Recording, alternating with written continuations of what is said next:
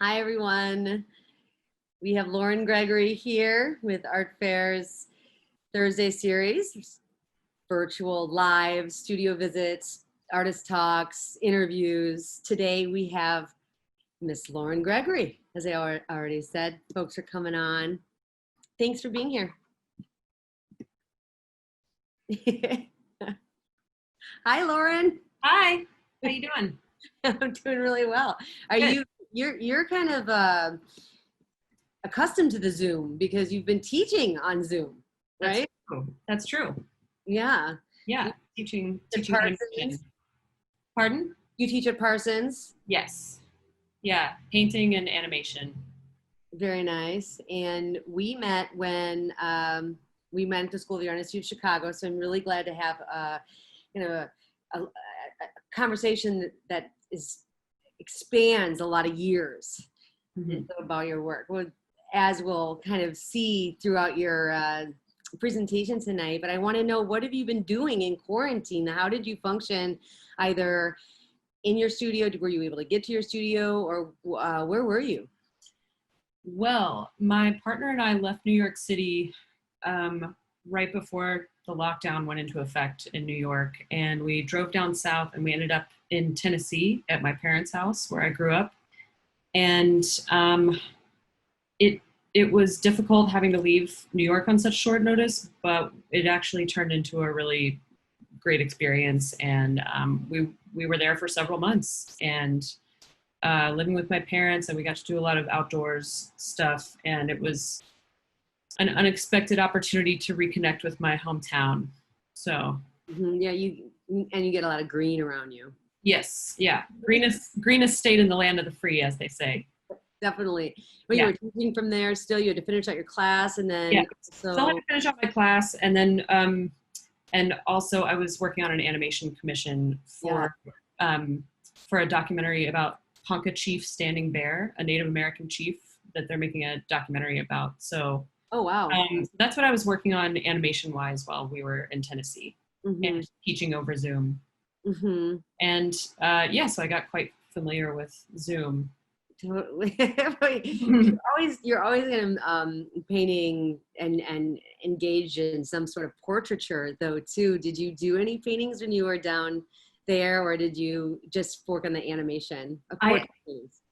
There were a few portraits in the animation, but I actually didn't really paint any portraits while I was down there.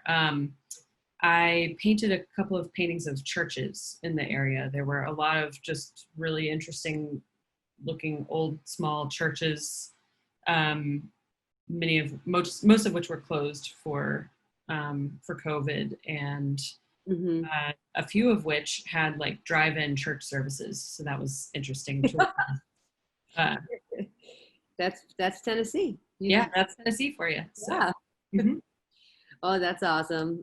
You never partook in any of the drive-in church services? We did. We went to one on Easter Sunday, and it was really something. It was quite an experience. Wow.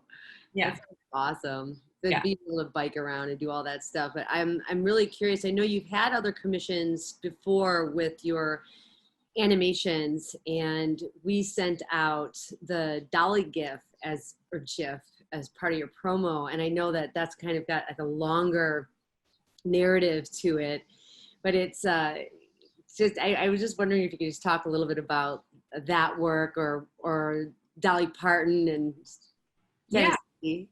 Sure.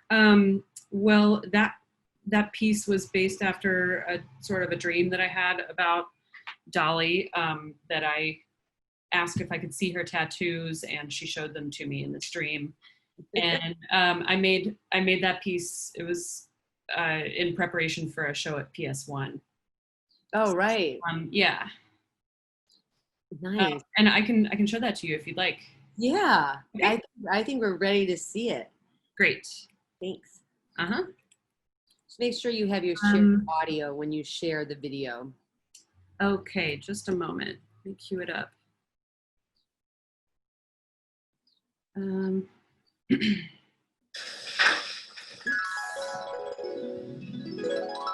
back, folks. We are we're back with Dolly Parton. It was there. A horny little Sorry about that.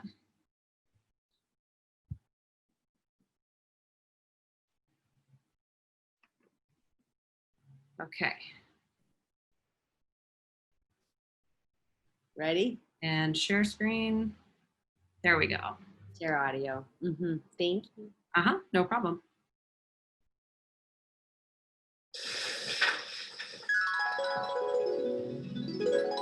Welcome back, folks.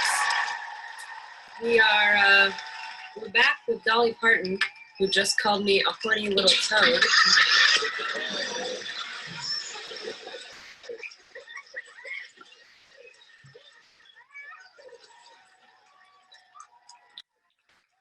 Dolly, the $1 million question. Can we see your tattoos?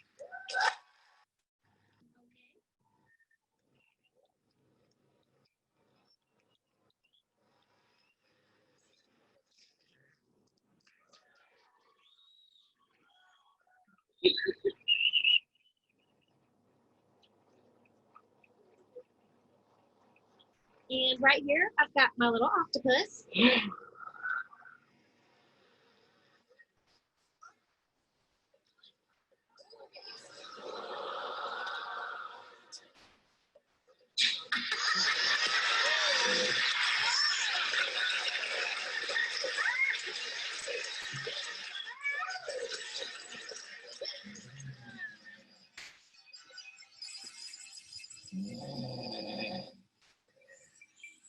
Okay.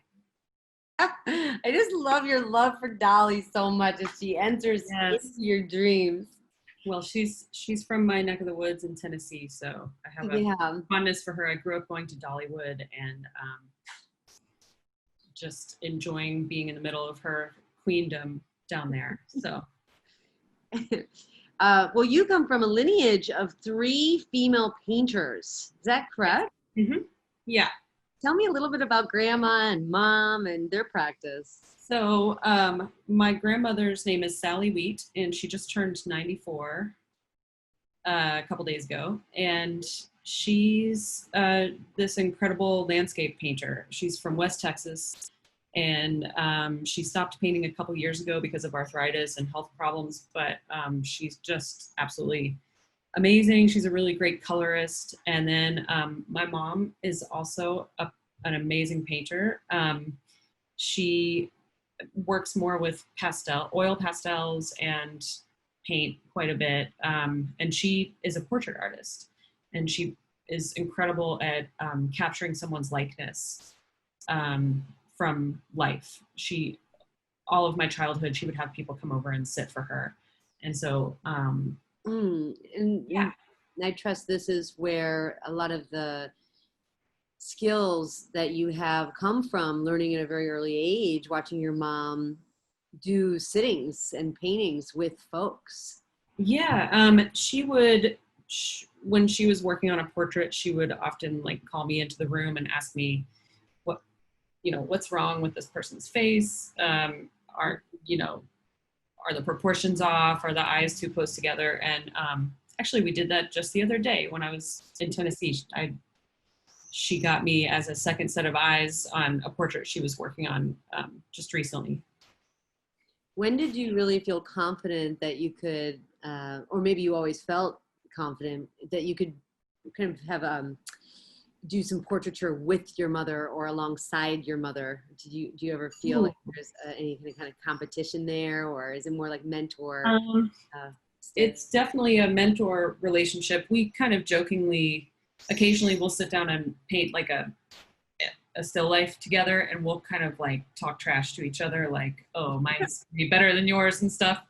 But yeah, that's sort of joke competition. But no, she's been just so helpful my whole life, learning how to do this. And the first time I ever painted a portrait really was, I was on spring break from college at the University of South Carolina, and I didn't know what I wanted to do with my life. And I had been a musician, and then I was a psychology major for a while, and I really didn't know what I wanted to do. And then they said, well, we were out at my grandma's studio in New Mexico, and they said, well, come sit down and let's set you up in front of a mirror with some oil paints, and you're going to paint a self-portrait this week.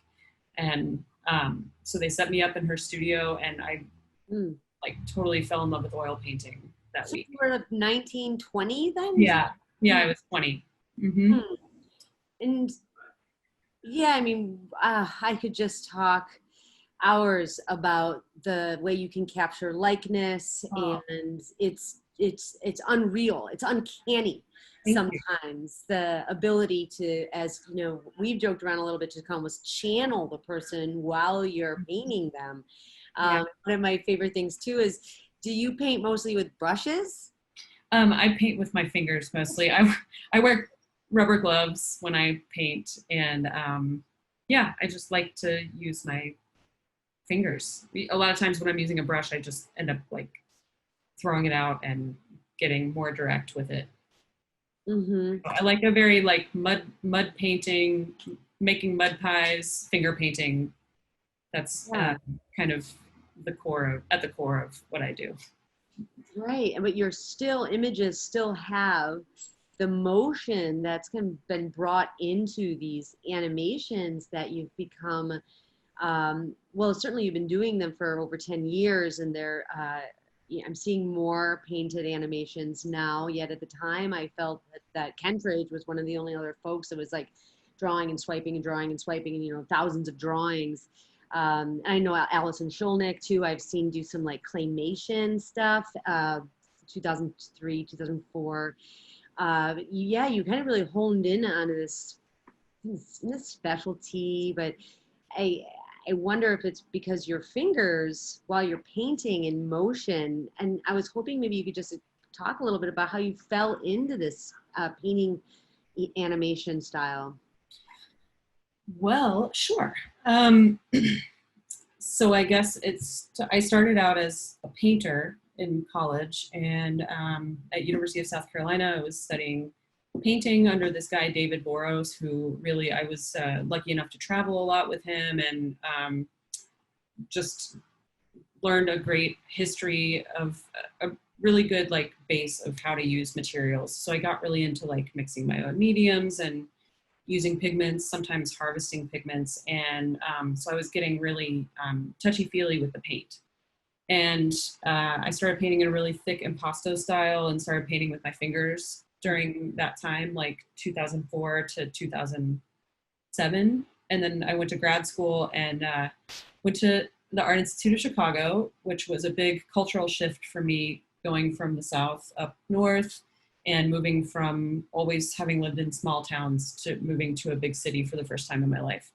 And I'd also never been in an art school environment. And I know that I felt pressure to not just paint what I saw in front of me representationally. And all of a sudden I felt a lot of pressure to be, to innovate. And I kind of froze up for a couple months. And then I started realizing that I wanted my paintings to move, and I started to set up a camera behind my easel and just take photos, kind of documenting a painting as it went along. I wanted to catch all stages of the painting, and then the objects in the painting started moving, and then I realized I was just animating.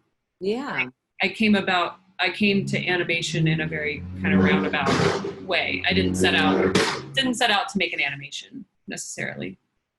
So, but then because I was at this really multidisciplinary school at that point, it made it pretty easy for me to reach out to a couple of animation professors and just sort of do independent studies with them. And Chris Sullivan from Chicago is an animator that really took me under his wing, and I learned a lot from him. So that's how I came to be animating. And then that morphed into my current practice, which is more like I have my camera set up above the desk, shooting down at a pane of glass, which is laying flat. And then I make a painting, usually with oil paint mixed with Vaseline to keep the paint wet and to beef it up a little bit. And I paint with my fingers on a pane of glass, and I take a photo, change the painting a little bit, take another photo, change the painting, and so You're on. giving away all your secrets. Okay, try it. Well, Try it, everybody. Well, could you share maybe a shorter animation or a couple shorter animations for us to get a feel for the movement and the painting? We saw Dolly, and it was kind of like half animation, half real life. You know, it's the audio. It was kind of an older one, but I know that you've been really busy in practicing. Maybe, yeah, just like some shorter clips. Yeah, sure. Yeah, I'll show you a series of shorter loops and also GIFs. So loops that are only a few seconds long. Cool. Mm-hmm. Thank you. No problem.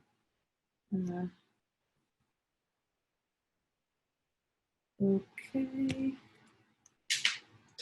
Oops, sorry about that. Welcome back, folks. We Sorry, are guys. Trying to back find with Dolly Parton, who just called me a horny little toad.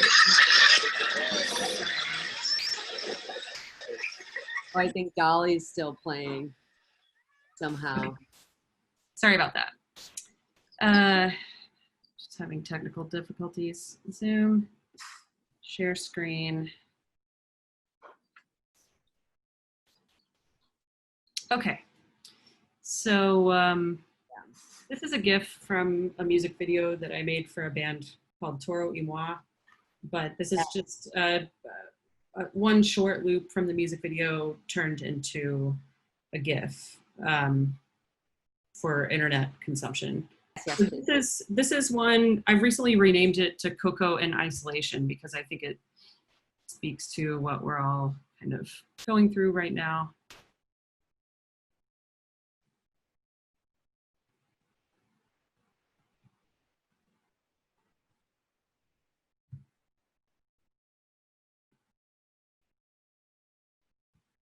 Okay.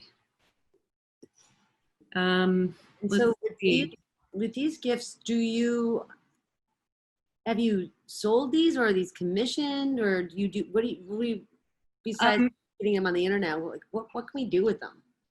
Well, I have sold some of them in editions, small editions before. I can't remember whether I've sold any editions of Coco. I would have to look at the archives, but yeah, so that sometimes I sell them that way, but mostly they are for consumption in like either on the internet or Right. in a viewing space, like a museum or a gallery.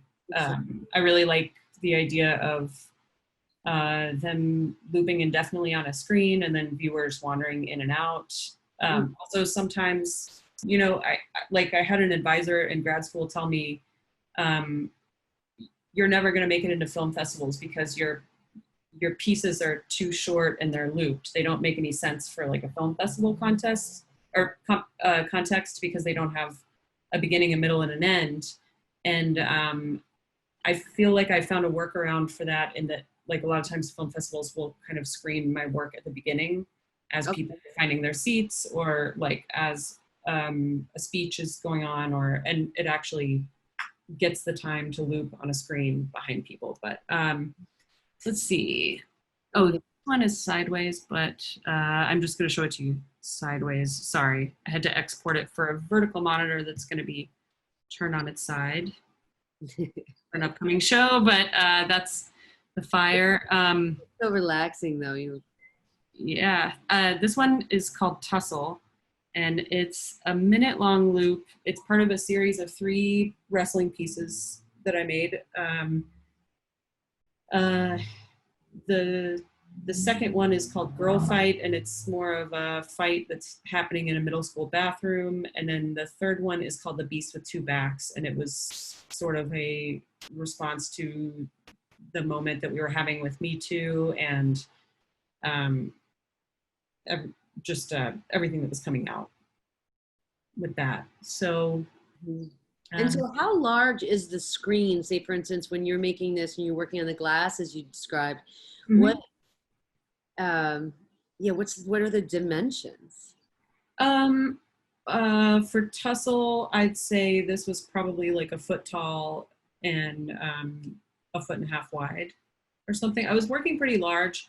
With Tussle though, you can see that the screen itself is moving every so often. I had a pane of glass that I was sliding around on my desk as I was, so like, rather than like, because the figures are moving inside the frame pretty often. So sometimes I was doing like slides rather than repainting the entire figure. I mean, you can kind of see how I'm cruising the glass around. And it is quite telltale, kind of understanding scale and knowing you work with your fingers. Yeah, you can see lots of fingerprints all over these paintings. I mean, basically every brushstroke that you're seeing is like a finger, you know, either a finger laid on its side or a fingertip. Do you ever, or does anyone ever ask you like what do you do with this glass after it's done, or do you try to sell like the last frame, or is there one frame that you go back to? Well, I do save the last frame sometimes, especially if it's a piece that I feel went especially well, or if I'm really proud of it, or want to keep one. But the problem is that they're never archival because I make these animations with oil paint that I would never put into a still painting. It has Vaseline and baby oil mixed with it. So those are non-drying oils. They kind of harden into a flimsy film. Like baby oil hardens into a film, and Vaseline never really dries at all. So, you know, I still have the final frame for tussle somewhere, but it like green paint comes off of it every time I touch it. So, but I have shown the panes of glass, you know, on the wall in museums and stuff, like next to the animation. Yeah, that's a nice combination. This is fantastic. It really feels so bitchy. Yeah. That's like a New York.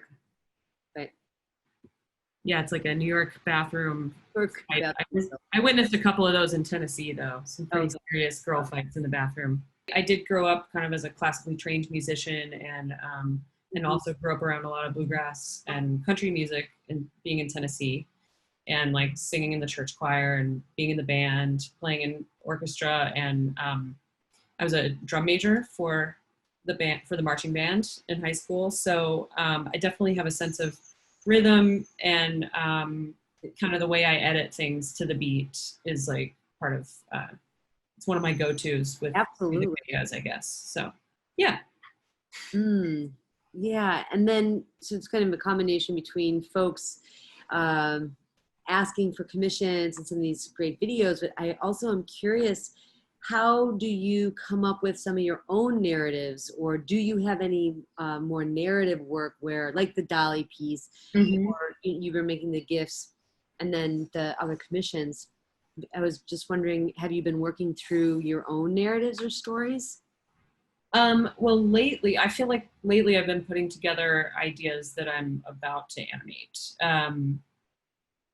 Just kind of working through what we've all been taking in the last several months and trying to figure out how to process all of that, and how to process through the lens of my specific work. I think I want to deal with like masks and germs and sneezes and like kind of the visceral, yucky phobia, kind of germ phobia that we all are experiencing all of a sudden. This is one of the things that I think oil paint lends itself to. Kind of like food, like oil paint paints food or flesh very well. I think also coronavirus is kind of, it's like this fear that is lurking for everyone right now. And yeah, I want to see what I can do with that. Yeah. That's one thing that I have on my mind as I go back. I just moved, so I'm diving back into the studio and kind of reconfiguring things. And so you have your studio set up right there. You're in your new studio right now. Yeah. Do you have any paintings around you? Well, Lepore in the background. I do. I actually have a painting of you right here, Carolina. Oh gosh. Pull it out. I haven't seen it in a minute. This is a painting of Carolina was doing some writing over at my house, and I miss those glasses. Yeah. Painting that I did of you. These are shoe paintings of my friend Joseph Kraska, aka Pepper Ann, is his drag name, and these were two paintings that I did in the same night, called Pepre Classique and Bad Pepre. So this was sort of the prim and proper one, and there was a costume change, and this was like the mean bad Pepre. It looked like she's eyeing someone. And I've got, I have a painting here of Amanda Lepore, Oh, yes. who is, and it's on this pink calf skin. Yeah, hold it still for just a moment because it's really so exquisite. It's on, you said, what is it on? It's on a piece of calf skin. Calf? So, calf skin, so like sort of this flesh colored. Yeah, I got it at Mood Fabric in Manhattan. Can you talk a little bit about Amanda Lepore and who she is? And I do like the choice of the canvas that you chose. Yeah, I'm wondering who's Amanda Lepore? So Amanda Lepore is kind of, she's a trans performer, one of the earliest kind of pioneers in that field in New York City. She played the club scene in the 90s and all of this stuff. And she's just kind of this singular legend who lives in New York City. And I have a connection to her through my friend, Jimmy Helvin, who's a costume designer and who just makes a lot of her gowns. And for my birthday one year, he said, I'm going to set up an appointment for you to paint Amanda Lepore's portrait. And he pulled the whole thing off. We went to her apartment building as she was getting ready for a gig one night, and she set aside like an hour, and I was so nervous. I was like, hello, Miss Lepore, it's nice to meet you. And we went into her tiny little apartment in, I guess it was over in Chelsea, and it was just stacked with wig boxes and high heel boxes, and she just kind of lounged on her bed, and I painted her for 45 minutes or so. So it was an honor. And well, it's a beautiful painting. It's a beautiful portrait of her. And she was able to see it at the end, correct? Yeah, she was. Amazing. Yeah. Can you talk a little bit why or how you found, painting on calf skin, or what influenced that decision? Well, when I was in Chicago, I started painting on fake fur. At first it was sort of just a still painting thing, and then I made a couple of animations where the fur was actually moving and the paint was moving. And I guess I just felt that I have such a fascination with like the fact that we're mammals, and that I've been reading this book called Sapiens that my partner's mom gave to me and recommended to me. And it's so interesting, just learning about where we came from and how we evolved. And yeah, I guess when I paint on fur or fake fur, it's kind of like a connection to this primordial, the fact that we're not only these incredibly intelligent beings, but that we're like mammals with hair on our skin. And yeah, and I have mixed feelings about painting on actual fur, but it's also yeah, I have mixed feelings about it. So sometimes more often I go for the fake fur. Yeah. You have painted on clearly the calf skin and and a boar skin. Yes. The boar skin. Do you have the boar skin painting around? I do. It's a little hard to unroll. No, actually. Oh, good. Everything is sort of nearby. Perfect. Well, if I can find it. Okay. That's okay. I'm wondering also if we can see any example of available of, oh, there he is. So this is Jimmy on boar skin, and this is a boar skin that my friend Jimmy gave me. His father shot this boar, I believe, and they're a family that's pretty into taxidermy, and so this piece sort of deals with Jimmy and I being fellow Southerners and kind of the I guess the mixed feelings that we both have about coming from there. And yeah, so anyway, Jimmy is a gay man. He was raised in a very masculine and patriarchal hunting family, and he's now a fashion designer. And so I just thought it was interesting to paint him on his phone, looking through Grindr, and he's on a boreskin. So that's that painting. And the objectification of objectifying, or just the positive feedback loop of some. Yeah, a couple of different worlds kind of rubbing up against each other. Exactly. In that painting. So well, when you're painting on the fur, the natural fur, I'm sure it takes such a different hand and stroke, and it feels like it would be more unruly. Like the furs can move in transit, or try to be as a conservationist about it as possible if you end up getting a painting that you've painted on fur. But, right. Yeah, can you talk a little bit about what it feels like to actually paint on real fur and the archival tricks? Mm-hmm. Yeah, so one of the first series of paintings that I made on fake fur were these two paintings of cats, two cats that I knew in Austin, Texas, and I am really allergic to cats. I've always been allergic to them, and so I can't really pet them. And so I was sort of having this daydream about what it would be like to pet these two cats. So so to paint on fur, you have to begin by petting all of the fur in the direction that you want it to go. So I sort of had to pet out the shape of the cat, and then slowly add paint, just by adding a little bit to my hands and then continuing to sort of stroke the cat, which was really a bizarre experience. But then sometimes I use clippers to shorten the hair or to give it a haircut, or you shave parts of it close, and then I used to have a set of clippers that was specifically for oil painted hair, just an art supply, art tool. I was asking, I'm sorry I talked over you a little bit. I was wondering, when you were painting the cat, did you get an allergic reaction, or were you sneezing? No. Or any kind of like puffy eyes? No, I guess the placebo effect only works if you're not aware of it. So then the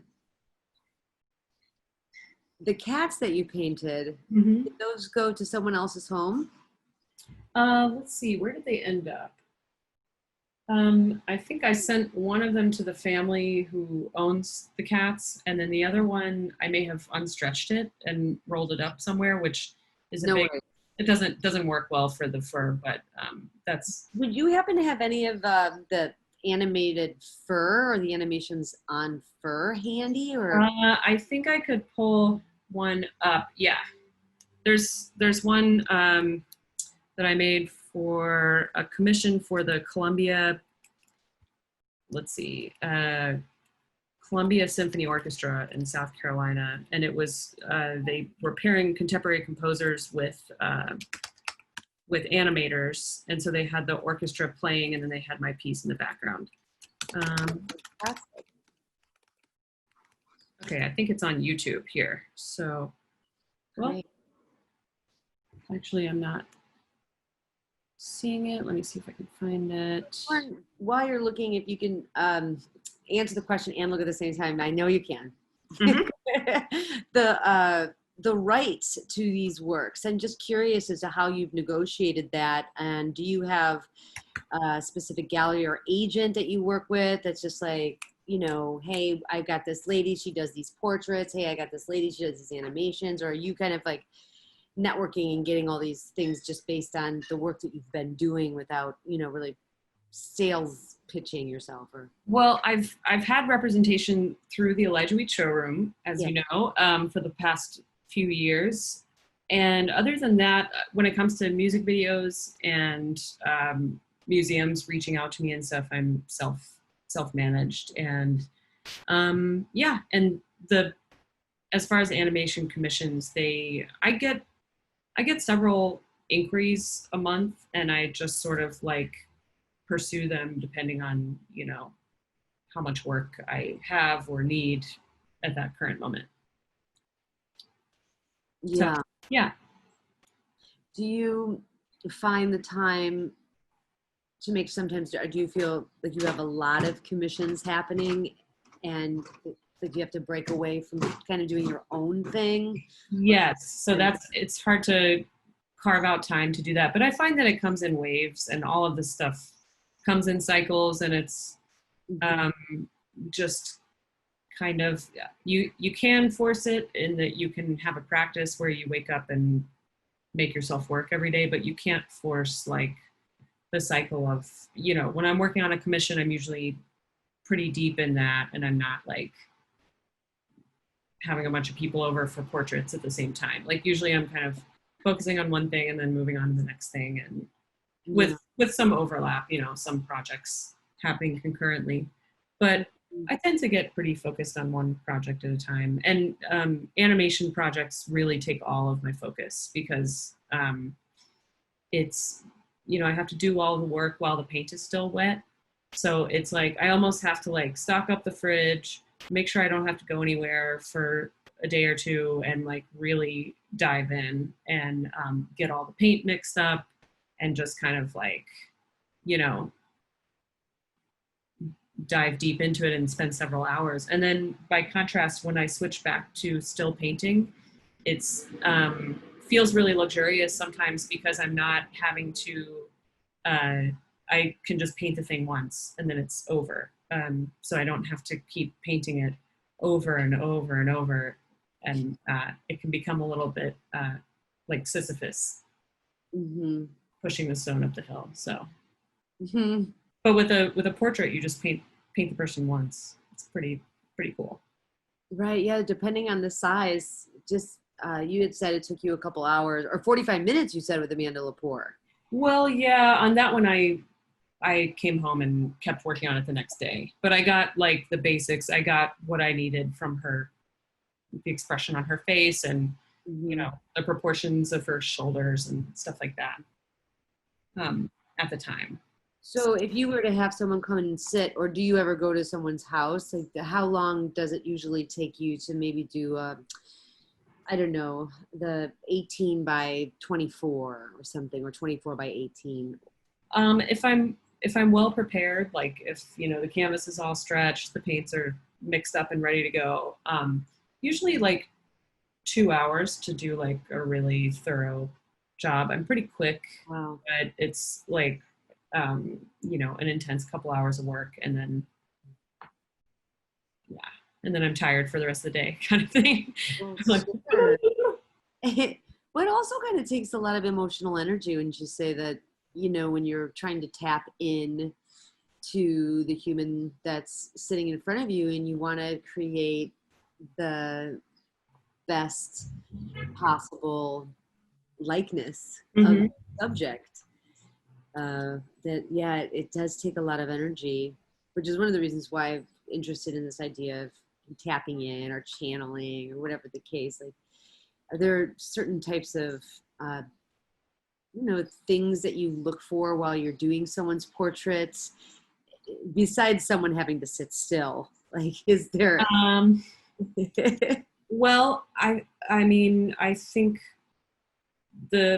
if I've done my job right, then like the connection or the atmosphere in the room should be like palpable. You know, the relationship between me and the person should hopefully be in the painting as well. So like, yeah, it really depends on who's there, whose energy is in the room, and how they're responding to the experience of kind of being in the hot seat. I mean, because it's an awkward experience to have this person just stare at you and really observe you. And so everyone reacts to it a little differently. Some people stare me exactly in the eye and just pose and are completely still for Selfie. 2 hours. Some people are singing and they're turning on their favorite music and I can't get them to hold still. And some people, it's like a real soul searching moment for them because they're having their portrait focused on. So it's always an adventure. But yeah, I think my job is just to show up and be open and try to capture what's there, you know, try to connect with the person. Absolutely. Yeah. And so it sounds like it's pretty fair game when someone's sitting with you, you give them just, you know, it's going to take an hour or two and, you know, you just got to try to stay still, but otherwise, yeah, you know, I got you. Have you ever had anyone just be a beast about their portrait and just can't, you know, doesn't think it looks like them, or have you ever had any conflicts? Yeah, I've had conflicts, not necessarily where they didn't think it looked like them, but like I did one commission for a family in my hometown pretty soon after I started oil painting, and I was still painting in this very like traditional Venetian style with lots of like layers and like 30 layers of oil glazes. And so I brought these 3 portraits over to this family's house, and the parents discussed it overnight, and then they called me back over there and they said their youngest son, he had the expression on his face of like when he's in trouble. And they didn't like that. They wanted him to look a little more triumphant. So anyway, his eyes were like slightly downcast, and they had me raise the eyes a few inches. And yeah, things like that. But as I've gotten older, I've put up with less and less of that. And I mean, well, I'm really cooperative, but I also I know, yeah, hopefully I know when to put my foot down and say, no, you know, this was my intention and this is the painting, and Yeah. if you don't like it, then yeah. I mean, certainly with portrait commissions, there's a line, a balance there. Sure. And I really only paint people that I really like these days. So like people who I'm excited to commemorate. So. Yeah. And if you, I understand that well, basically, have you gone and done any residencies, or have you had experiences where you've just like someone you didn't know that you captured a portrait of in real life? Yeah, I've definitely had periods where I've gone and done residencies and tried to capture the people while I was there. This residency that I did in Budapest comes to mind, where I worked at the Budapest Art Factory. They gave me a studio there for a month and a half and Nice. an apartment, and I just kind of painted all the characters that I met in Budapest during that 6-week stay. And I also made that animation Girl Fight. I made that while I was there. So yeah. But a lot of times I like to paint the landscape if I'm traveling. So that's, yeah. But another residency that I did a few years ago in Italy, I was painting the landscape in Umbria and teaching a little bit of landscape painting. Very nice. Yeah. Well, what's cooking for you now? Are you working on the animation you were working on during quarantine when you were in Tennessee? Is that almost done, or do you have any shows coming up? Or that animation is done, and it will be that documentary about Standing Bear. I think the production schedule has been slowed down a little bit by COVID, but that should be coming out sometime in the next few months. And most recently, I have a show opening tomorrow in Boulder, Colorado. It's at a small space called S3026. It's in a storage unit that an artist owns, and so it's like a socially distant. It's like the perfect socially distant art show. It's if you're interested in visiting, you ask for the combination to the padlock, and then you can enter by yourself, and just it's meant for one person. So you There are going to be 6 monitors of my video up inside the storage space, and each viewer can just like go in and spend time with that by themselves. Did you say what the dimensions were of the storage space? I don't know. I've never been there actually, but I think it's pretty small.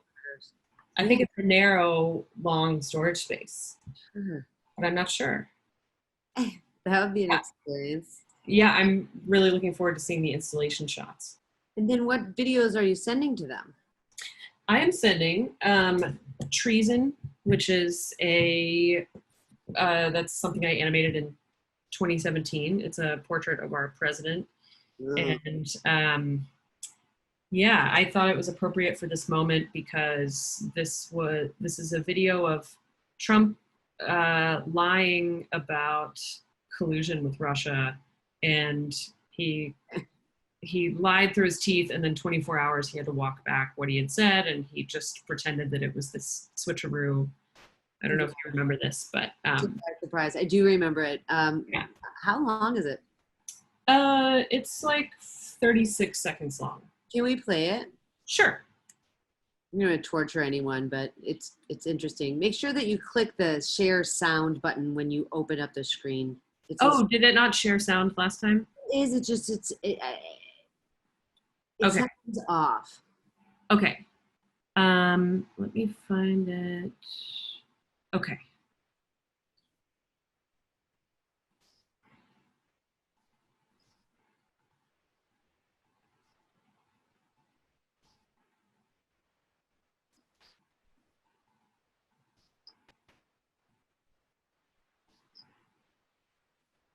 Actual video, the sentence should have been, I don't see any reason why it wouldn't be Russia. Sort of a double negative. So you can put that in, and I think that probably clarifies things pretty good by itself. Transcript or unclear on the actual video, the sentence should have been, I don't see any reason why it wouldn't be Russia. Sort of a double negative. So you can put that in, and I think that probably clarifies things pretty good by itself. Transcript or unclear on the actual video. The sentence should have been, I don't see any reason why it wouldn't be Russia. Sort of a double negative. Sorry, I'm looking for it. You could put that in, and I think that probably clarifies things pretty good by itself. Transcript or unclear on the actual video. The sentence should have been, I don't see any reason why it wouldn't be Russia. Sorry, I'm having trouble finding the correct window here. You could put that in, and I think that probably clarifies things pretty good by itself. Transcript or unclear on the Maybe you can Sorry. should have been, I don't Is see it any still reason sharing the video? why it wouldn't It's be not Russia. showing the video anymore, but we could just hear that. Yes, sorry. You could put that in, and I I'm think that just probably looking. clarifies things pretty good If by itself. only that was all we were worried about right now. Okay, I'm just gonna, The sentence Whew, yeah. yeah, got it. Sorry. It's okay. Okay. Yeah, so So anyway, that that's really awesome.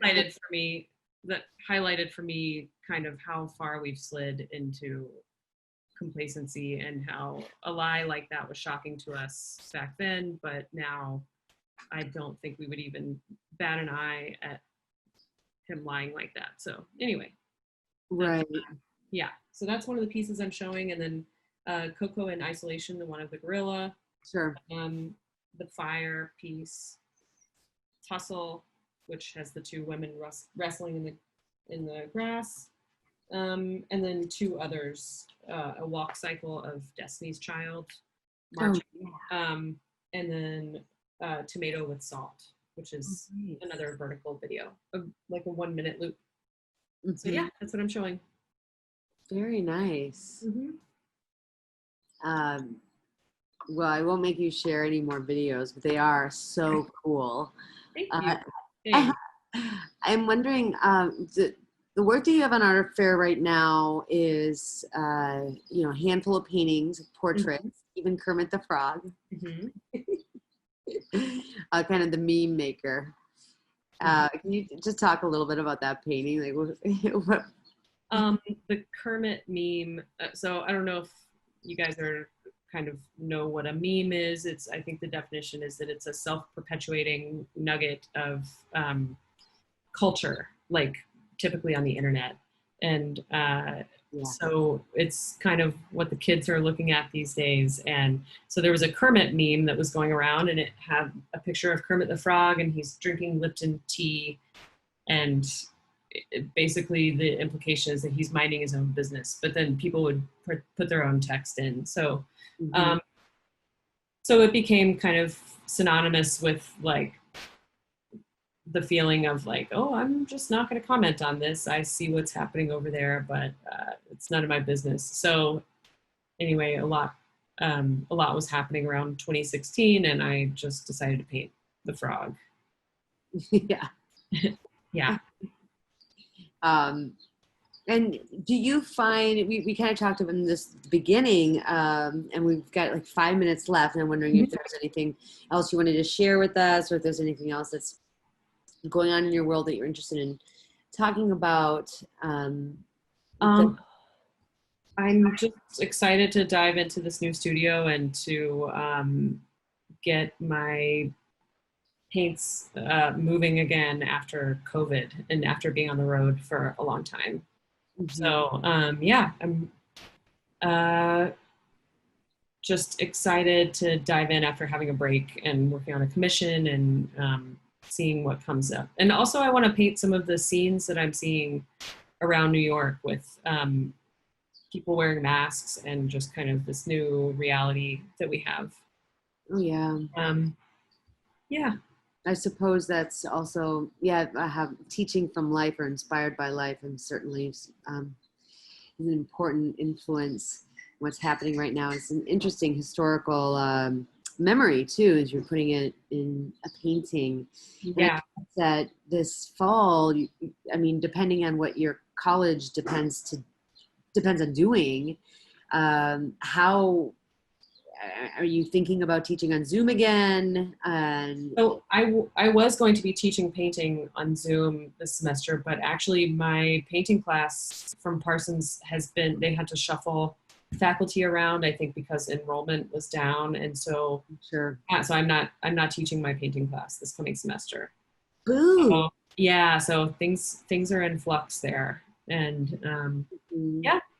So I do have more time to work on my own work now. Yeah. But I trust things are so in flux at all universities with the lack of international students being able to secure their visas for, stay. Yeah. In the country, and enrollment numbers when, you've got almost half of your enrollment coming from students other than the United States. Then you're gonna have a little bit of a situation coming up. I'm sure all the schools have a challenge based on just like kind of the mean number of not only international students, but like who wants to pay all that money and learn online, right, Laura? Yeah. So I had a lot of students who were super concerned about that at the end of the semester last year, and now I guess they've had a choice to make over the summer, and I don't know what choice a lot of my students have ended up making, but I know that I have international students who have been extremely concerned about this issue, and I'm really grateful that both Parsons was willing to work to make a situation where no one was forced to leave, and also that, the restrictions have been walked back. So, yeah. Wow. Yeah, that's gotta be different. Created a real pickle for a lot of the schools. Sure, but I mean, teaching online in general, being such an hands-on, literally a painter. Well, I really enjoyed it last semester. I was teaching animation last semester, and it just went really well. I think everyone kind of banded together, and we all did our best because of this emergency. Everyone did their best, and it was actually a really meaningful experience. So that's awesome to hear. Yeah. I think you fell right into it and care so much about your students that you made it work. It was a beautiful thing. Yeah. I got a lot out of it too. So, yeah. Well, I am really looking forward to seeing some paintings or animations of Contemporary Day NYC, or you're in Queens, right? Yeah, in Queens. 2020. Mm-hmm.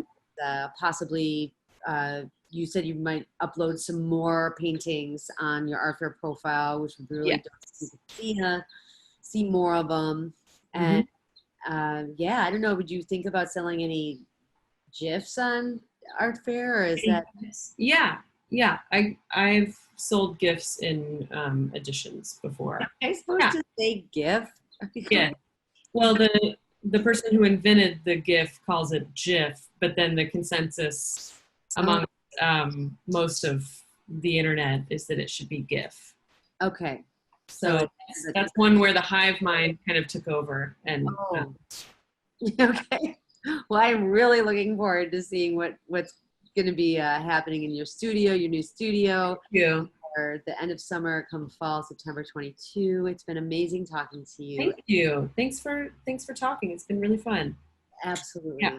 Absolutely. Thanks again. For anyone that missed any our conversation tonight, it will be recorded and uploaded in Artfare YouTube channel. Follow us. And next week is Natalie Baxter. We might actually be in a studio together. So that's cool. Be interesting. But again, thank you, Lauren, for your expertise and some of your secrets. Let's see. Thank you, Carolina. Yeah, thanks. Thanks.